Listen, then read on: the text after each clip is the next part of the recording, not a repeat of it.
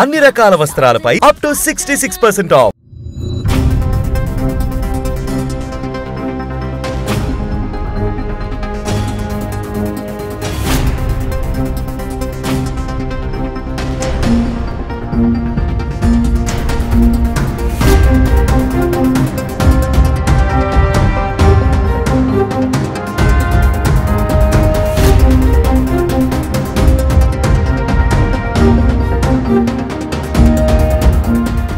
అందరికీ నమస్కారం. నేను Swarupapatlapalli. Welcome to Suman TV. కర్ణాటకలోని ప్రముఖ పుణ్యక్షేత్రమైన ధర్మస్థల మీద అనేక తీవ్రమైన ఆరోపణలు వెల్లువెత్తుతూ ఉన్నాయి.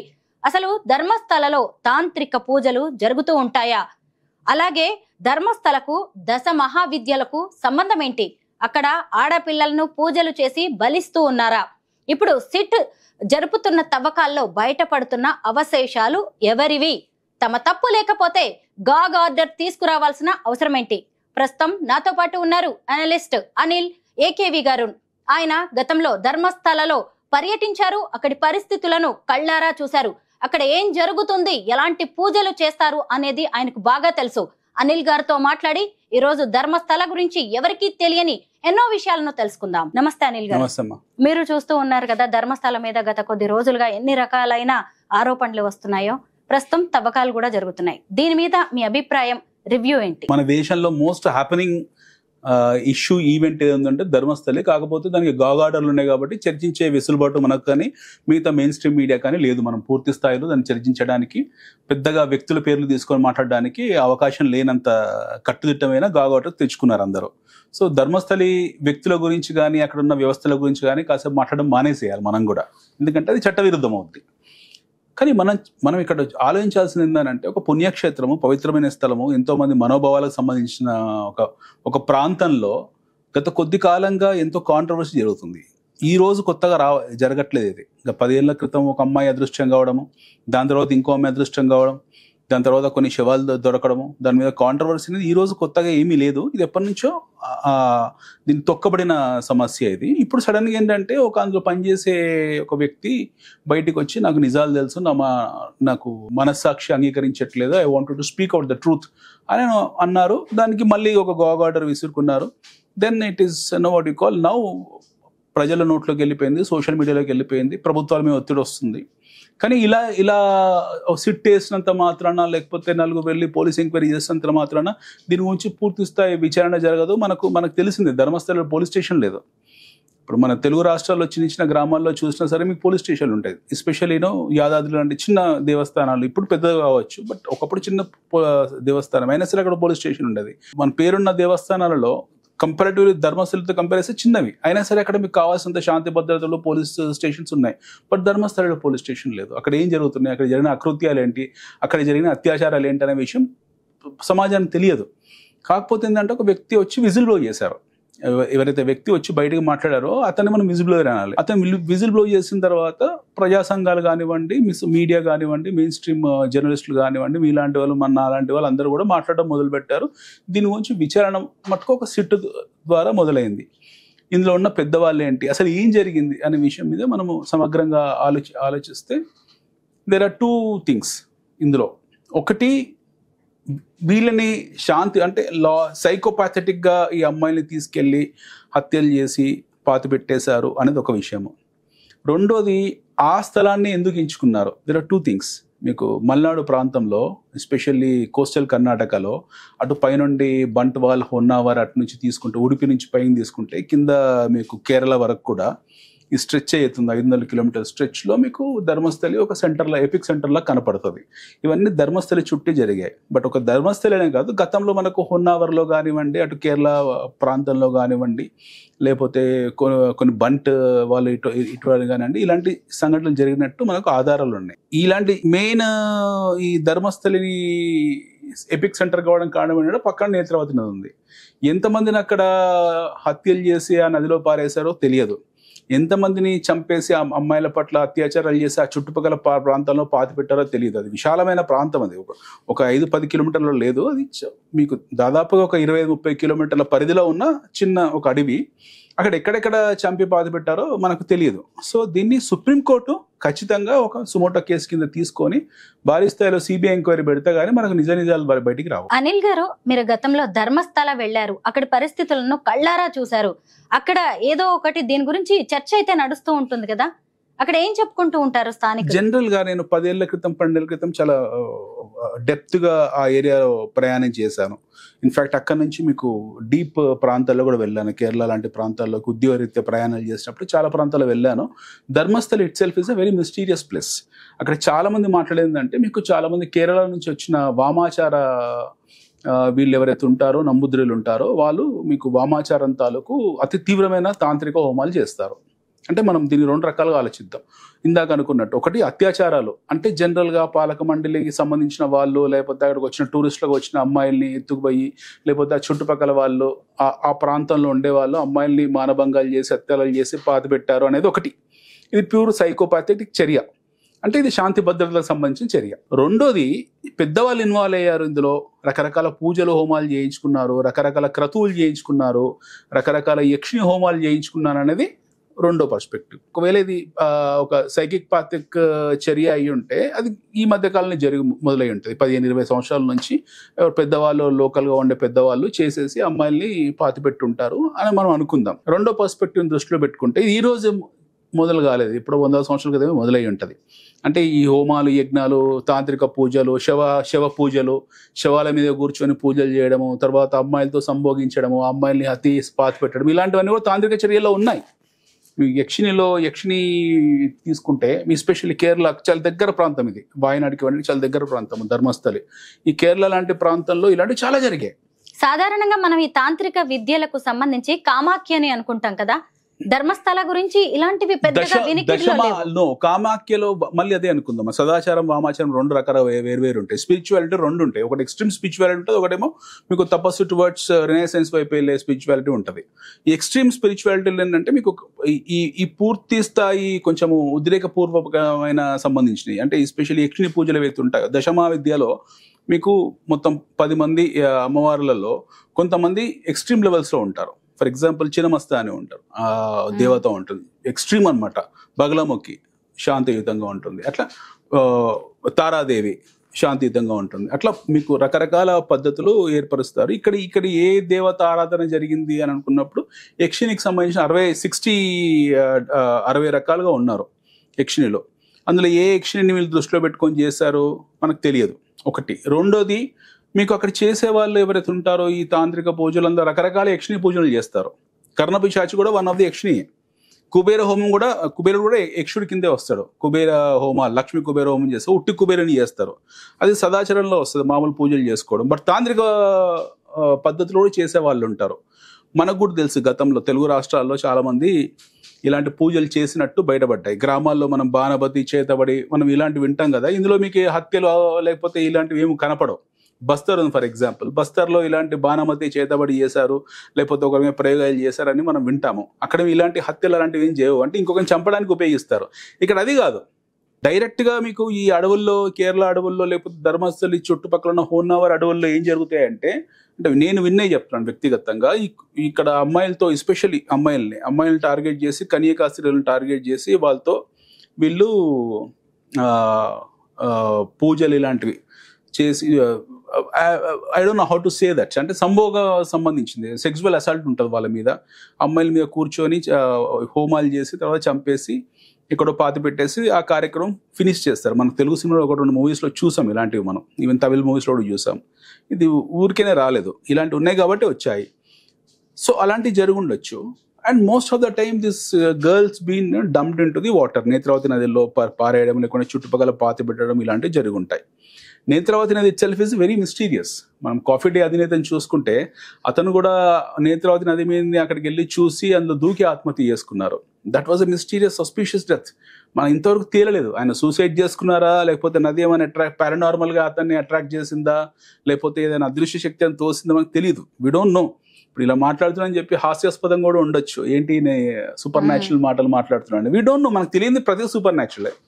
సో వీళ్ళు కూడా, ఈ పెద్దవాళ్ళు పెడుతున్నారో వీళ్ళు కూడా కొంచెం ఒక మల్టీ డైమెన్షనల్ యాక్టివిటీస్ చేసి ఉంటారు డెఫినెట్లీ. అలా నిప్పులేందే పొగరాదన్నట్టు ఖచ్చితంగా ఏదో జరిగింది. సో వీళ్ళు అడవుల్లోంచి, అంటే ఎస్పెషల్లీ కేరళ అడవుల్లో అక్కడ నుండి ఎవరైతే ఉంటారో ఈ ఘోరంగా ఇలాంటి క్రతువులు చేసే వాళ్ళు వచ్చి ఈ స్పాట్ని ఎంచుకొని ఓకే ఈ స్పాట్ని ఎంచుకున్న తర్వాత ఇక్కడ ఇలాంటి యాక్టివిటీస్ చేసినట్టు అక్కడెక్కడ మాట్లాడుకుంటున్నారు. బహిరంగంగా ఎవరు మాట్లాడే ధైర్యం చేయట్లేదు. బట్ మీరు ధర్మస్థలి చుట్టుపక్కల వెళ్ళి ఒకసారి ఒక మరి రెక్కి చేసి ఒక 4 రోజులు తిరిగితే మీకు 10 మందిని పరిచయం చేస్తారు. ఈ పలానా వ్యక్తి ఈ తాంత్రిక హోమం చేస్తాడు, పలానా వ్యక్తి ఈ హోమం చేస్తాడు, మీకు 10 మందిని పరిచయం కూడా చేస్తారు అక్కడ. So you have this activities happening across that location. దీనిలో ఆశ్చర్యపోవాల్సింది ఏమీ లేదు. పెద్ద పెద్ద రాజకీయ నాయకులు కావచ్చు, మైనింగ్ మాఫియా కావచ్చు, ఓకే ఈ మైనింగ్ రిలేటెడ్ వాళ్ళు దేవస్థానాలే మార్చేస్తారు. ఒక విషయం చెప్పాలంటే వాళ్ళకి ఇలాంటి హోమాలు చేయించుకోవడం పెద్ద కష్టం కాదు. పొలిటీషియన్స్ హత్యలు చేయించే వాళ్ళు ఎంతోమంది ఉన్నారు, వాళ్ళకి ఇలాంటి పెద్ద కాదు. వ్యాపారవేత్తలు ఎంతకంటే ఇస్తారు, ఫిలిం ఇండస్ట్రీ వాళ్ళు ఉన్నారు. సో అన్ని రకాల వ్యక్తులు ఇందులో ఇన్వాల్వ్ అయ్యారు. సో అందువల్ల మీకు గాగాడర్లు వస్తూనే ఉంటాయి, మరి రాకుండా ఎందుకు ఉంటాయి? అనిల్ గారు, ఇప్పుడు మీరు చెబుతున్నదే నిజమైతే వందలాది మంది అమ్మాయిలు గనక అదృశ్యమై అక్కడ హత్యకు గురై వాళ్ళని పూడ్చిపెడితే మరి ఆ మిస్సింగ్ కేసులన్నీ ఏమైపోయినట్టు ఎవరు పట్టించుకోలేదా? ఎవరు పట్టించుకోలేదు. మరి ఎక్కడ పట్టించుకున్నారు చెప్పండి? 10 ఏళ్ల నుంచి ఒక అమ్మాయి విషయంలో పోరాటం జరుగుతుంది. అందులో స్వయంగా రాష్ట్రీయ స్వయం సేవకు సంబంధించిన కార్యకర్తని అందులో ఇన్వాల్వ్ అయ్యి ఆ అమ్మాయికి న్యాయం చేకూరాలని యుద్ధం చేస్తున్నాడు, పోరాటం చేస్తున్నాడు. ఎక్కడ న్యాయం జరిగింది? ఎవరు నోరు మోయిస్తున్నారు పెద్దవాళ్ళు. నేను అనేది ఏంటంటే ఒక పర్టికులర్ సంస్థను, ఒక పర్టికులర్ మఠమో లేకపోతే ఒక పర్టికులర్ యూనిటో ఇందులో ఇన్వాల్వ్ కాలేదండి. చాలా మంది ఇన్వాల్వ్ అయ్యారు. అంటే ఎవరు వాళ్ళు ఇండిపెండెంట్గా చేయించుకున్నారేమో. ఇప్పుడు ఫర్ ఎగ్జాంపుల్ మీరు ఒక చోటికి బస్తర్ వెళ్ళారు. బస్తర్లో మీకు 20 మందో 30 మందో తాంత్రికులు ఉంటారు. 20-30 మంది తాంత్రిక హోమాలు చేసే వాళ్ళకు ఎవరి యూనిట్ వాళ్ళకు ఉంటుంది. అట్లా ఇక్కడ ఎవరి యూనిట్ వాళ్ళకు ఉన్నట్టుంది, మనకు తెలియదు. ఇందులో ఇన్వాల్వ్ అయిన వాళ్ళు ఎవరు అనే విషయం మనం చెప్పడం లేదని. చాలా మంది ఇన్వాల్వ్ కావచ్చు ఆ స్థల పురాణాన్ని బట్టి. ఓకే అక్కడ మీకు ఇప్పుడు కాదు, ఒక 1000 years బ్యాక్, ఆల్మోస్ట్ ఒక 800,000 years బ్యాక్ అక్కడ మీకు కాలభైరవ పూజలు జరిగే ప్రాంతం అది అతి తీవ్రమైన ప్రాంతము. మీకు చిన్న ఎగ్జాంపుల్ చెప్తాను. ఫర్ ఎగ్జాంపుల్ మన శ్రీశైలం ఉంది. శ్రీశైల గర్భగుడిలోకి వెళ్ళగానే మీకు ఒక నందీశ్వరుడు కనపడతాడు. ఒక లోన ఒక బోడే ఉంటుంది. ఇక్కడ గతంలో వీరశైవలు అతి తీవ్రమైన శివ హోమాలు చేసి లేదా శివుని ప్రత్యక్షం చేసుకోవడం కోసము ఏమంటారు గండు కత్తెరలతో వాళ్ళు నాలుకను కత్తిరించుకునే వాళ్ళు, చేతులను కత్తిరించుకునే వాళ్ళు, గొంతులను కుత్తుకలను కోసుకొని శివుని ప్రత్యక్షం చేయించుకోవడం కోసం ఇక్కడ ఆత్మార్పణ చేసుకునే వాళ్ళని మీకు బోర్డే ఉంటుంది. శ్రీశైలం పుణ్యస్థలంలో దేవస్థానంలో గర్భగుడిలో ఉంటుంది. టాక్మెంట్ ఈ రోజు మీరు వెళ్ళి చూస్తే మీకు కనపడుతుంది అక్కడ బోర్డు. ఇక్కడ గతంలో ఈ స్పాట్లోనే ఆత్మహత్యలు చేసుకునే వాళ్ళు, ఈ స్పాట్లోనే వాళ్ళు ప్రాణత్యాగం చేసేవాళ్ళు, కాళ్ళు చేతులు తలలు నరుక్కునే వాళ్ళు శివ ప్రత్యక్షం కోసం. టాకింగ్ అబౌట్ 500-700-800 years బ్యాక్ జరిగిన క్రతువు గర్భగుడిలో. సో ఇది ఎక్కడ? మన కృష్ణా తీరంలోనే. అది నేత్రావతి పక్కనే మీకు కేరళ వామాచారాలు చేసి అతి తీవ్రమైన క్రతువులు చేసే నమ్ముదులుండే ప్రాంతం ఆ ఏరియా. ఈ రోజు కూడా జరుగుతూ ఉంటాయి. అందులో జరగవు, అక్కడ ఏం జరగలేదని చెప్తే అది హాస్యాస్పదంగా ఉంటుంది. డెఫినెట్గా జరిగింది, అనుమానం కూడా లేదు. ఇవన్నీ ఊహాగానాలు. ఎట్లా అంటే రుజువులు లేవు కాబట్టి ఊహాగానాలు. వాటి గురించి సుమోటో కేసు కింద తీసుకొని ఒక సిబిఐ ఎంక్వైరీ పెట్టి ఒక 100 మంది పోలీసులను పెట్టి 20 మంది ఇన్వెస్టిగేటివ్ టీం పెట్టి మీరు అనువను తవ్వించండి. ఎన్ని కలేబరాలు వెళ్తే మనకు తెలియదు కదా. అండ్ కార్బన్ డేటింగ్ చేస్తే అది 100 సంవత్సరాలు, 200 సంవత్సరాలు, 300 సంవత్సరాలు తేలుతాయి.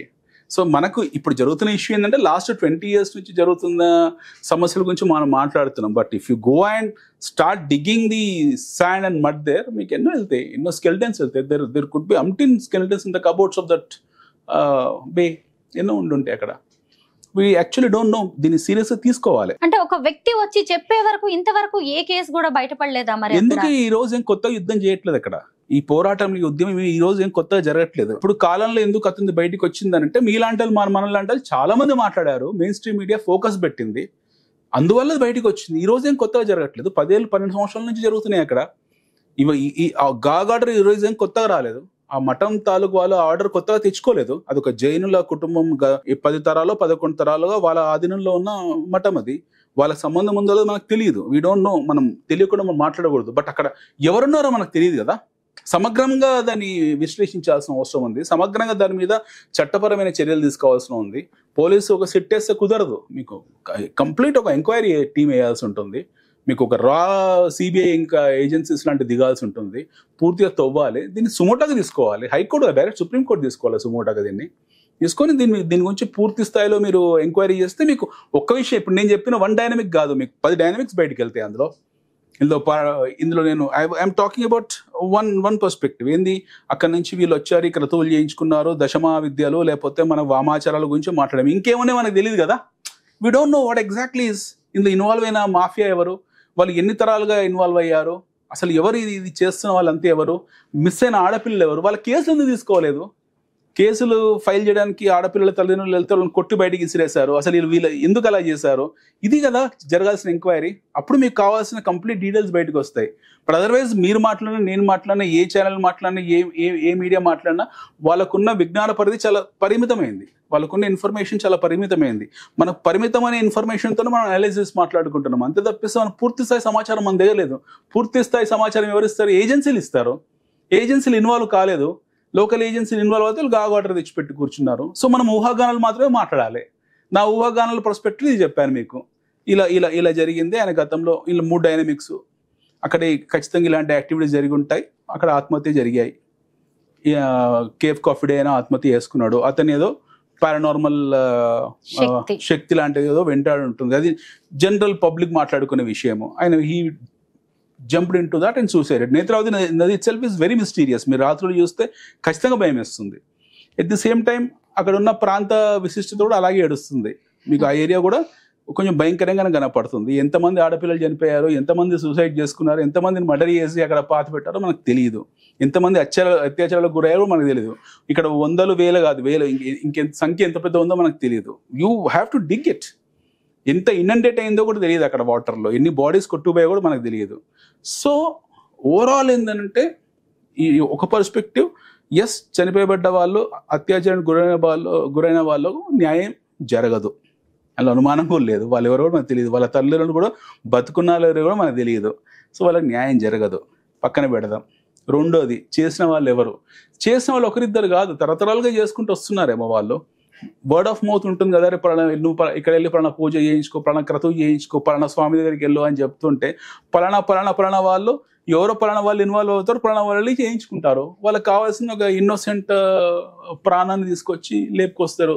1,00,000 2,00,000 తెచ్చిచ్చే వాళ్ళు కూడా ఉంటారు కదా ఆడపిల్లల్ని. అలాంటి గ్యాంగ్స్ ఉంటాయి కదా. సో ఇదొకటి. ఇది this is purely law and order issue.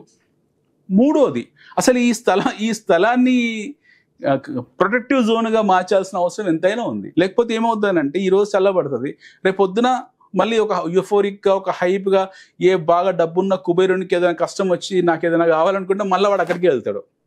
So you have to completely eradicate such kind of nonsense from there. So and especially coastal కర్ణాటకలో మల్నాడు రీజియన్లో yes you have mysterious stories. అలా అనుమానం కూడా పెట్టుకోవాల్సిన అవసరం లేదు. వీళ్ళలో చాలా మిస్టీరియస్ స్టోరీస్ ఉన్న ప్రాంతం అది. నేత్రావతి, ఎస్పెషల్లీ ధర్మస్థలి, నేత్రావతి, 10-12 కిలోమీటర్ల స్ట్రెచ్లో మీకు కావాల్సినన్ని హారర్ మూవీ స్టోరీస్ దొరుకుతాయి. మీరు చెప్పింది నిజమేనండి. ఎందుకంటే పూర్తి స్థాయిలో విచారణ జరిపితే మాత్రం అనేక భయంకర వాస్తవాలు బయటపడే అవకాశం ఉంది. Thank you so much Anil గారు.